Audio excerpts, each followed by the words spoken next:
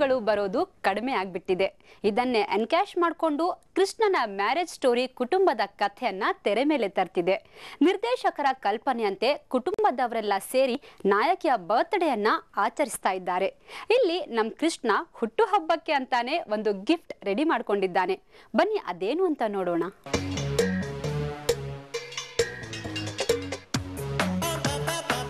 ಅದೊಂದು ಮಹಲ್ ರೀತಿಯ colourful set.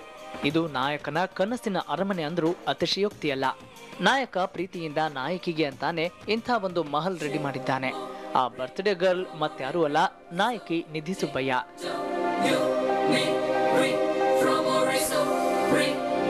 Real life ನಲ್ಲಿ ನಿಧಿ ಹುಟ್ಟುಹಬ್ಬಕ್ಕೆ ಇನ್ನೂ ಒಂದು ತಿಂಗಳು ಬಾಕಿ ಇದೆ. ಆದ್ರೆ ಕೃಷ್ಣನ ಮ್ಯಾರೇಜ್ ಸ್ಟೋರಿ ಸಿನಿಮಾದ ಕಥೆಗೆ ತಕ್ಕಂತೆ ನಾಯಕಿಯ ಬರ್ತ್ಡೇ ಸನ್ನಿವೇಶದ ಶೂಟಿಂಗ್ ಇಲ್ಲಿ ನಡೀತಾ ಇದೆ.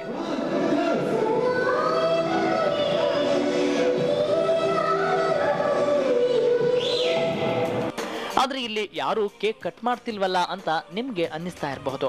ಕೇಕ್ ಕಟ್ ಮಾಡೋದು ನಂತರ ಡ್ಯಾನ್ಸ್ ಮಾಡೋದು ಮಾಮೂಲು. ಆದ್ರೆ ಈ ಹುಟ್ಟುಹಬ್ಬದ ಸಂದರ್ಭವನ್ನ ಬಳಸಿಕೊಂಡು ನಾಯಕ ನಾಯಕಿಯಿಂದ ಡ್ಯೂಯೆಟ್ ಅನ್ನ ಹಾಡಿಸಿ ತೆರೆ ಮೇಲೆ ತರ್ತಿದೆ ಈ ತಂಡ.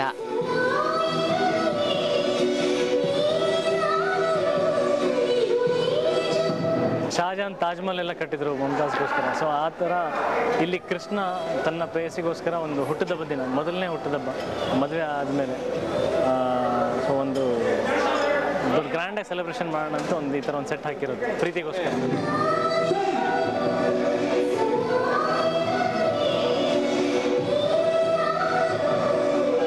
ಇದು ಟೋಟಲಿ ಒಂದು ಫ್ಯಾಮಿಲಿ ಎಂಟರ್ಟೈನ್ಮೆಂಟ್ ಸಿನಿಮಾ. 3 ಅವರ್ ನಾನು ಕಾನ್ಸಂಟ್ರೇಟ್ ಮಾಡಿದೆ ಫ್ಯಾಮಿಲಿಗೋಸ್ಕರ. ಯಾಕಂದರೆ ಈಗ ಸುಮಾರು ಈಗ 2 ಹಾಡುಗಳಲ್ಲಿ ಆಲ್ರೆಡಿ ಫ್ಯಾಮಿಲೀಸ್ ಯೂಸ್ ಮಾಡಿದ್ದೀನಿ. ಇದು ಕ್ಲೈಮ್ಯಾಕ್ಸ್ ಸಾಂಗು, ಒಂದು ಬರ್ತ್ಡೇ, ಒಂದು ಸಿಚುವೇಶನಲ್ ಸಾಂಗು. ಸೊ ಹೀರೋಯಿನ್ಗೆ ಸರ್ಪ್ರೈಸ್ ಕೊಡಬೇಕನ್ನೋಕ್ಕೋಸ್ಕರ ಒಂದು ಗ್ರ್ಯಾಂಡ್ ಸೆಟಪ್ ಹಾಕೋಣ. ಅವನೊಬ್ಬ ಕ್ರಿಯೇಟಿವ್ ಡೈರೆಕ್ಟರಿಂದ ಅವನೇ ಒಂದು ಸೆಟಪ್ ಹಾಕಿ ಅವಳಿಗೆ ಸರ್ಪ್ರೈಸ್ ಕೊಡಬೇಕು ಅಂತಂದ್ಬಿಟ್ಟು ಅದನ್ನು ಮಾಡ್ತಾ ಇರ್ತಾನೆ.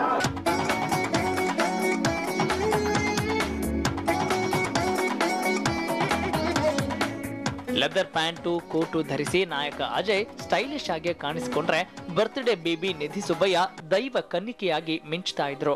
ಸಂಗೀತ ನಿರ್ದೇಶಕ ಶ್ರೀಧರ್ ಗೀತ ರಚನೆ ಮತ್ತು ಮೆಲೋಡಿ ಟ್ಯೂನ್ಗೆ ತಕ್ಕಂತೆ ಪ್ರೇಮಿಗಳಿಬ್ರು ತಮ್ಮದೇ ಲೋಕದಲ್ಲಿ ವಿಹರಿಸ್ತಾ ಇದ್ರೆ, ಅದನ್ನ ಸೆರೆ ಹಿಡಿಯೋ ಕೆಲಸ ಛಾಯಾಗ್ರಾಹಕ ಚಂದ್ರುರವರದ್ದು. ಈ ಹಾಡಿಗೆ ಕ್ಯಾಂಡಲ್ಗಳ ದೀಪ, ಲೇಸರ್ ಲೈಟ್ ಮತ್ತು ಬಬಲ್ಸ್ಗಳು ಮತ್ತಷ್ಟು ಕಳೆ ಕಟ್ತಾ ಇದ್ವು. ನಾಯಕ ನಾಯಕಿಯ ಈ ಮ್ಯೂಸಿಕಲ್ ಡ್ಯೂಯೆಟ್ ಸೂತ್ರಧಾರ ಕೊರಿಯೋಗ್ರಾಫರ್ ಹರ್ಷ. ಟಪಾಂಗುಚ್ಚಿ, ಲವ್ ಸಾಂಗ್, ಐಟಮ್ ಸಾಂಗ್ ಹೀಗೆ ಎಲ್ಲಾ ಬಗೆಯ ನೃತ್ಯಗಳನ್ನ ಕಲಾವಿದರಿಂದ ಮಾಡಿಸಿದ್ದ ಹರ್ಷ ಈ ಹಿಂದೆಯೂ ಸಾಕಷ್ಟು ನಾಯಕ ನಾಯಕಿಯರನ್ನ ಸೆಟ್ನಲ್ಲಿ ಕುಣಿಸಿದ್ದಾರೆ. ಆದರೆ ಕಥೆಯ ಸನ್ನಿವೇಶಕ್ಕೆ ತಕ್ಕಂತೆ ಬರೋ ಈ ಒಂದು ಕಲ್ಪನೆಯ ಸಾಂಗಿಗೆ ಇದೇ ಮೊದಲ ಬಾರಿಗೆ ನಿರ್ದೇಶನ ಮಾಡ್ತಿದ್ದಾರಂತೆ. ಈ ಹಾಡಿನ ವಿಶೇಷತೆ ಬಗ್ಗೆ ಹರ್ಷ ಆಡೋ ಮಾತಿದು.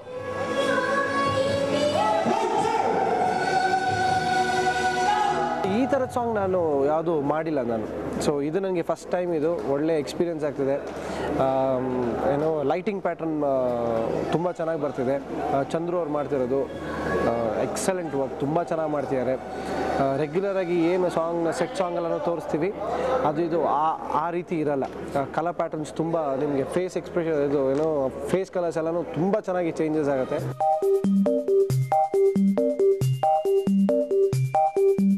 ಈ ಜನ್ಮವು ಒಂದೇ ಸಾಲದು, ನಿನ್ನ ಪ್ರೀತಿ ಪಡೆದ ಋಣವ ತುಂಬಲು.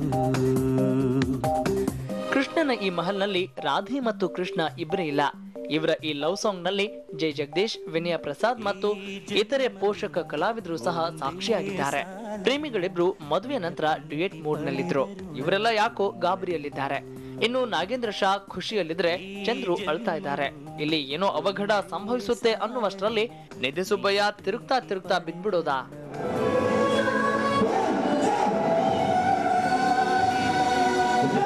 ಸದಾ ಎದುರಲೇ ತುಂಬಾ ಸ್ಪಿನ್ ಮಾಡಿದೆ. ಈ ಮಧ್ಯಾಹ್ನದ ಮೇಲೆ ಊಟ ಆದ್ಮೇಲೆ ಅಂತೂ ತುಂಬಾ ಸ್ಪಿನ್ ಮಾಡಿಸಿದ್ರು ಹರ್ಷ ಮಾಸ್ಟರ್. ಸ್ಪಿನ್ ಮಾಡಿ ಲಾಸ್ಟಿಗೆ ಎಲ್ಲಿದ್ದೀನಿ ಯಾರು ಗೊತ್ತಾಗ್ತಿರ್ಲಿಲ್ಲ. ಪ್ರೀತಿ ಪ್ರೇಮ ಎಲ್ಲಿರುತ್ತೋ ಅಲ್ಲಿ ನೋವು ನಲಿವು ಇದ್ದೇ ಇರುತ್ತೆ. ಇಲ್ಲೂ ಕೂಡ ಹಾಗೆ. ನಾಯಕಿ ತನ್ನ ಹುಟ್ಟುಹಬ್ಬದ ಖುಷಿಯಲ್ಲಿದ್ರೆ ಆಕೆಯ ಹಣೆ ಬರಹದಲ್ಲಿ ದೇವ್ರು ಬೇರೇನೋ ಬರ್ದಿರ್ತಾನೆ. ಸಿನಿಮಾದ ಕ್ಲೈಮ್ಯಾಕ್ಸ್ ಗಿಂತ ಮುಂಚೆ ಈ ಹಾಡು ಬರೋದಷ್ಟೇ ಅಲ್ಲದೆ ಸಿನಿಮಾಗೆ ಒಂದು ಟ್ವಿಸ್ಟ್ ಸಹ ಕೊಡಲಿದೆ. ಒಟ್ನಲ್ಲಿ ಕೃಷ್ಣ ರಾಧೆಯ ಪ್ರೀತಿ ಹ್ಯಾಪಿ ಎಂಡಿಂಗ್ ಆಗುತ್ತಾ ಅಥವಾ ದುರಂತ ಪ್ರೇಮ ಕಥೆಯಾಗುತ್ತಾ ಅನ್ನೋದು ಈ ಸಿನಿಮಾ ತೆರೆಗೆ ಬಂದ ಮೇಲೇನೆ ಗೊತ್ತಾಗೋದು. ಒಂದು ಸಣ್ಣ ನೋವು ನೀಡನು ಈ ಜನ್ಮವು ಒಂದೇ ಸಾಲದು Ghoshal, TV9 Bengaluru. Filmy fund ಮುಂದುವರಿಯುತ್ತೆ ಚಿಕ್ಕ ಬ್ರೇಕ್ನ ನಂತರ.